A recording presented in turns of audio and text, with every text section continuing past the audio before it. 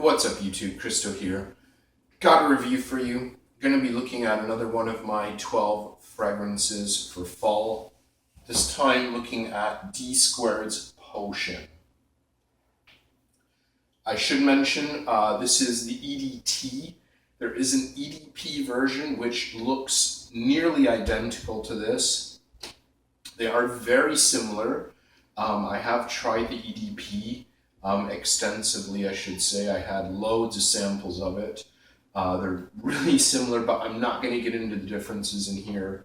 I'm just going to say they're pretty close. If you're concerned between them, do a bit more research, I'm going to say, but I'm going to focus on this one right here.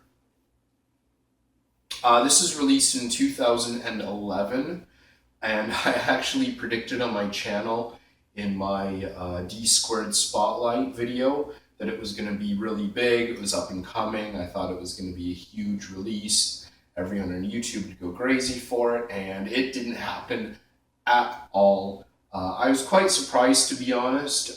This was released not too long after Rocky Mountain Wood was like the big thing on YouTube. I was really into it. I still am into Rocky Mountain Wood. I like it. I don't appreciate it as much as I used to, but I still think it is a pretty solid mid-range designer fragrance. So I kind of banked on this being, you know, this big up-and-coming fragrance, and it didn't. It flopped. It flopped quite hugely as well, I think. This definitely does have a cult following on YouTube, as well as in fragrance forums and on online database sites. There are people that are really, really into this, but I was definitely expecting it to have more mass appeal. Maybe for the better though, but I'll get into that a bit later. Now, in terms of predominant notes, cinnamon is the big one. The big player in this is without a doubt cinnamon. Supporting that, I definitely get some woods. I say cedar. I don't see cedar listed online anywhere. But that's what I think it is. I get kind of a dry, airy cedar wood. And definitely something sweet. Again, I don't really see anything listed for sweet notes. I get something that resembles vanilla to me. It's definitely not tonka or cacao, so I'm going to go out on a limb and say vanilla. Now, what does this remind me of? It actually reminds me of a cinnamon wafer. Like those wafer cookies you get, like the long ones with like the waffle print on them. Definitely what it reminds me of. It's very spicy, like with the cinnamon, of course. It's airy, it's dry, and then it's got a bit of sweetness, like when you get those wafer cookies that have like a little bit of cinnamon in the middle, the little bit of vanilla in the middle. Usually you don't get cinnamon wafers, usually they're vanilla or chocolate or strawberry, but if you can imagine one of those but cinnamon flavor, it's pretty much what I get out of this. It's really interesting, I like it. I wouldn't really say it's a gourmand, maybe just verging on it, but I think it's just too woody and spicy to be labeled as a gourmand, really. Now, in terms of performance with this, it's kind of average, maybe average plus. I get about 8 hours performance, which is good for a mid-range designer that's this light and, you know, maybe even a bit transparent. I think that's actually pretty respectable. In terms of projection, it's probably about average, maybe a little bit more than that. If you put 2 or 3 sprays of this on, you'll probably get noticed, but you're not gonna, you know, choke a room full of people out.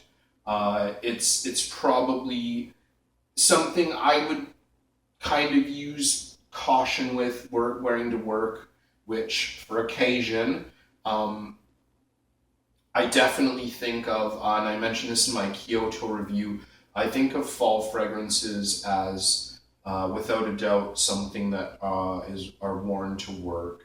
Something that's a little bit more formal, something that's, you know, maybe a bit more upper class, a bit higher scale. I don't know what it is. I think it's just because I usually see fall fragrances as being, you know, more professional, more sophisticated, rather than, you know, summer and spring fragrances that are usually fresh and clean, kind of casual feeling. So yeah, without a doubt, I see this as a bit more, semi-formal, formal work day kind of thing. And of course, season, yeah, it's fall. It's absolutely without a doubt fall. It's not heavy enough, it's not dark enough, it's not sweet enough really to be considered a winter fragrance. So I think fall is perfect for this one. Age group, this is definitely going to be kind of a mature young adult. I'm going to go like kind of 25 plus. Can't really see many college kids, high school kids wearing this. I think it's just a bit higher class, a bit more sophisticated than I usually picture those kind of groups wearing. Of course, absolutely without a doubt, there are guys in high school, college that are going to be into this, but for my opinion, it's going to be a bit more professional young adult kind of thing. And in terms of gender, I totally could see this being unisex. There is a female counterpart to this. I don't have much experience with it, but I don't really like it. I don't think it's anything that special. If you aren't too worried about wearing something kind of woody and spicy for a female, I think this is totally doable.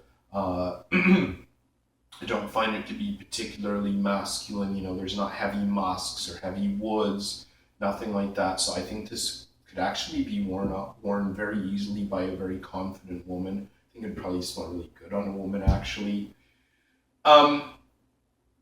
In terms of price for this one, price and availability is kind of strange. Dsquared, if you're not familiar, is actually a Canadian designer house. It's one of the few designer labels from Canada that actually has a fair amount of international recognition. Both the clothing line and the fragrance line.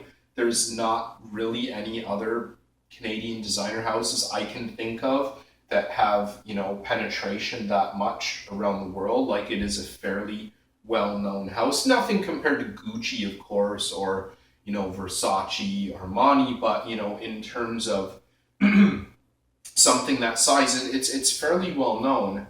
And very strangely, this is not available, as far as I can tell, in my part of Canada. I've looked around Hamilton, I've looked around Toronto, I've looked online. I can't find this for sale. Even on like the department store websites, they don't list this. They list He Wood and a few of the different He Wood fragrances. They list the new one, the weird bondage, wild fetish harness thing. But they don't list this. I don't know why. It's kind of this anomaly. It doesn't really seem to have picked up very much momentum around the world, and doesn't seem to be released in a lot of parts of the world. Not just this, but seemingly all the potions.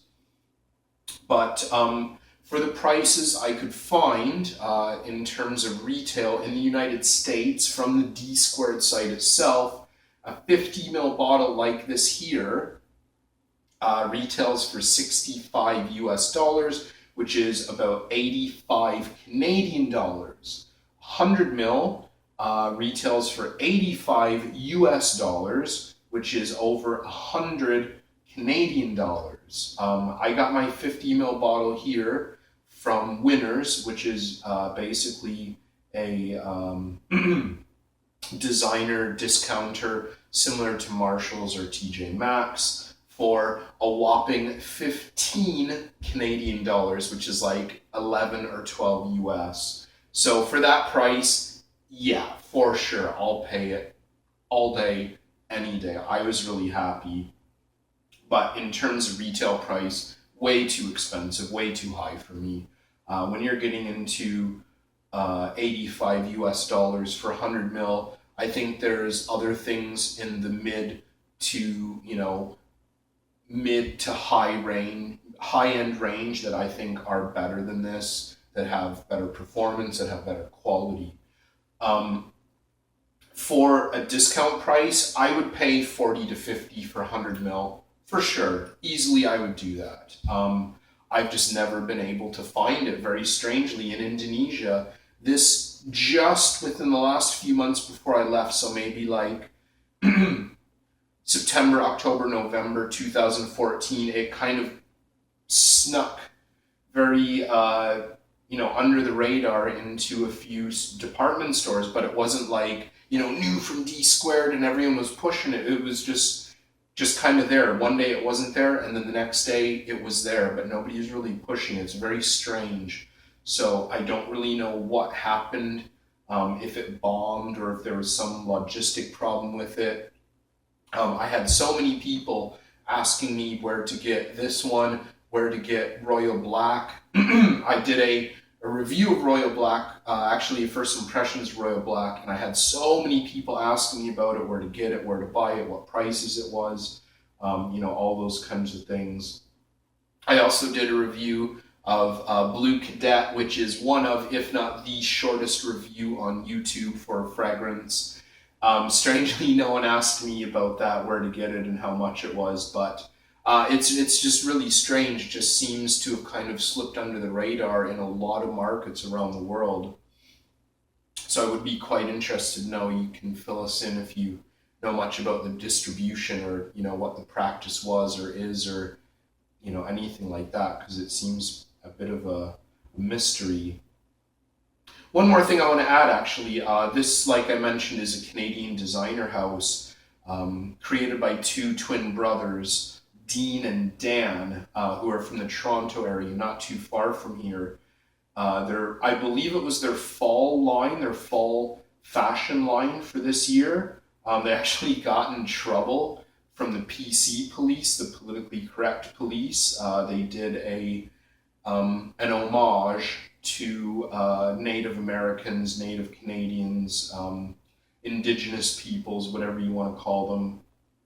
And there were a lot of people that weren't very happy about that, critics and reviewers and people, on the internet and the blogosphere and all that. And, they were saying, oh, you're exploiting Native American people for fashion and for profit and all of that. I don't really want to get into my opinions. I'm not a fashionista, as you can obviously tell. And I don't want to get into a subject perhaps that delicate on my fragrance channel. But either way, it is kind of interesting. It did get them, a bit of publicity, even if it's negative publicity. But yeah, it kind of, made them get some headlines around the world, at least in the fashion world. It wasn't, front page of the newspaper or anything, but just kind of interesting, I thought. So, positives for this fragrance. For me, I think it's unique. A lot of people compare this to Gucci Pour Homme 1. I think they're very different. They're woody, they're spicy, they're the same color. That's it. There's definitely a lot of incense in Gucci Pour Homme 1 that this does not have. It's just kind of like, when people see one or two notes that are the same or similar, they end up saying they're identical, and it's just not the case with this. Especially when it first came out, people were saying this was, a knockoff or a more accessible version of Gucci Pour Homme 1, which is of course discontinued now. But I find them to be very different. The flankers, Blue Cadet and Royal Black, very different as well. Blue Cadet is terrible. Royal Black is excellent. I think, kind of dollar for dollar, it is probably the best designer flanker possibly ever. I think it is excellent. There's a lot of things that are a bit similar to it. And this one I think really stands out because it is so unique. There's really not anything in the designer world or even in the niche world that I can think of that really compare to this. So that's a big positive for me. It seems to have been discounted heavily, or at least was available discounted heavily for a while. So that's another big positive. If you're stingy like me and you don't like to pay retail. I think performance it's enough. Yeah, sure, we'd all like a little bit more, but I think, again, for what you're paying, I think it's kind of just enough. If you want something not too sweet, bit woody, bit spicy, I think this is a good buy. Negatives, definitely the negative seems to be the distribution. I don't know what happened at Dsquared, but there's definitely something that happened. Maybe the fragrance flopped straight out of the gate and they just didn't release it into other markets. Maybe the other markets weren't interested in it. I truly, genuinely don't know. But yeah, there's a huge problem with distribution. Blue Cadet and Royal Black seem to be more accessible than this, but this one itself is just, it seems to be so hard to find. It's almost impossible to find in Canada, very strangely. Perhaps in the West Coast, I don't know, but where I live and where I've found online, it's just not available. The retail price is way too high, honestly. If I'm going to pay $85 for this retail, you know, I'd pay a little bit more and just go with something from Narciso, or maybe a little bit more and go for something from Chanel, Dior, Hermes, like that. You know, of course, they don't smell the same as Chanel, Dior, Hermes, but I think, you know, of course, their quality is just so far superior. And when you're going to pay 85 or, you know, 125, you know, I don't think it's a huge step up to go that far. I would gladly just go that much higher. $15 though, you know, I'll grab it any day. If you want something that is really sweet, really heavy, really dark, no, it's not. It's not going to be like that. It's strangely actually kind of transparent and aromatic for what you read in the notes, but you know, don't always be deceived by the notes, because I was a bit when I first read them. Overall thoughts on this, I'm really happy. I like this. I think it's unique. I think it's a really solid designer release. Just maybe it was bad timing. I don't know what's up with it, but this really seemed to just miss the mark, and it really slipped under a lot of people's radars. You know, I like to kind of be greedy with fragrances that I really love, especially ones that are, you know, more accessible. I like to find something that's really unique and different and kind of keep it for myself and, you know, maybe my small little community on YouTube. But, you know, I do also like it, and I really appreciate it when something that is, you know, kind of different and unique comes out and everybody really loves. I actually like that, like Encre Noire, for example. Totally different fragrances, but I think it's really great that something that unique and original and affordable just totally blew up and everybody loves, because I think it is a great fragrance. And I was kind of hoping something like that would happen for this, and it just didn't, unfortunately. So, you know, maybe for the benefit of me, because I've got a bottle. But yeah, you know, it wouldn't be a terrible thing, I think, if more people smelled like this, honestly. So, there's my review. Turn it over to you. What do you think of this? EDP versus EDT? Any thoughts, comments? What's the distribution like where you live? Is it accessible? Is it affordable? Can you get it retail? Can you get it discounted? I'd be interested to know. So there you go. There's my review. Thanks so much for watching, and hopefully, if my cold doesn't get too much worse, I'll have another video up in the next couple days. So I'll see you soon.